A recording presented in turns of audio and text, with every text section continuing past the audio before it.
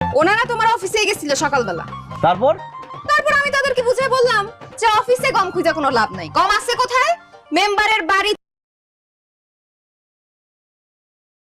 উঠাইছে, মানে গম চুরি করছে সে। রে এই তথ্য পাইলো কই ওরা? আচ্ছা রাতে কি নিজের চোখে বাস্তবটা দেখছো নাকি ঘুমায় ঘুমায় স্বপ্ন দেখছো? নিজের চোখে দেখছি, বাস্তব দেখছি। তাহলে দাও প্রমাণ দাও।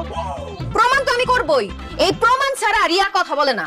হ্যাঁ, খালি অন্ধকার দেখা ভিডিও করতে পারি নাই, নাহলে তো ভিডিও করে ভাইরাল করে দিতাম। তাই নাকি? তো খুবই ভয়ের কথা। স্যার এখন আপনারাই বলেন, সে যে এত বড় একটা অপরাধ করছে, এখন কি আরো লোকজন আই না তার বাড়িটা ঘেরাও করা উচিত?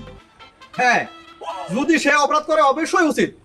ওই যে গমের বস্তাগুলো দেখতেছেন, এই গমের বস্তাগুলো কি বলতেছে? তারা আর্তনাদ করে বলতেছে, ও চোর মেম্বার সাহেব, আমাদেরকে ছেড়ে দেন, আমরা জনগণের মাঝখানে বিলিয়ে যেতে চাই। এই তুমি হাসো কেন?